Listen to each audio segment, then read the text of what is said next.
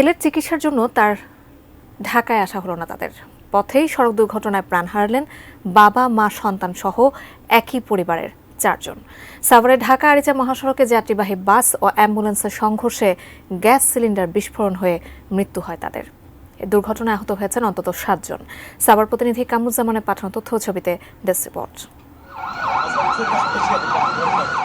বড় ছেলে ফুয়াদ হোসেন সিদ্দিকের চিকিৎসার জন্য টাঙ্গাইলের ঘাটাইল থেকে ঢাকায় আসছিলেন ভাবন দত্ত প্রাইমারি স্কুলের প্রধান শিক্ষক মোহাম্মদ ফারুক হোসেন সিদ্দিক। অ্যাম্বুলেন্সে তার সঙ্গে ছিলেন স্ত্রী মহসিনা সিদ্দিক, শালিকা সীমা এবং অসুস্থ ছেলে ফুয়াদ। বুধবার দিবাগত রাত 2টার দিকে সড়কেই নিভে যায় তাদের 4 জনের প্রাণ। সাভারের পুলিশ টাউন এলাকায় শ্যামলী পরিবহনের একটি বাস ধাক্কা দেয় ঝুমুর পরিবহনের বাসকে।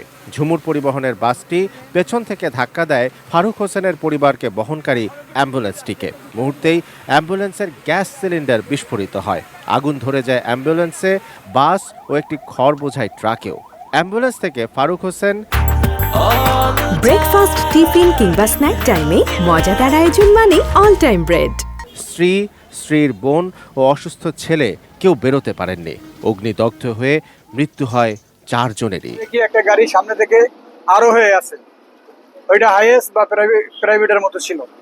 আগুনের কারণে দেখা যায় না আসলে ওটা কি গাড়ি ছিল। পিছনে ছিল একটা বাস, আরো একটা পিছনে বাস ছিল। 3টা গাড়িতে আগুন জ্বলতেছিল। দ্বিতীয় গাড়িটা আগুন ধরার পরে ওই গাড়িটা তো ওখান থেকে সরানো, এটা পুরোটা পুড়ে গেছে। যত সম্ভব সিলিন্ডার গ্যাস বাস্ট হয়ে এটা আগুন লাগছে, এটার ভিতরটা আগুন লাগছে। ফায়ার সার্ভিসের 2টি ইউনিট গিয়ে আগুন নিয়ন্ত্রণে আনে। ভাগ্যক্রমে বেঁচে যান অ্যাম্বুলেন্সের ড্রাইভার।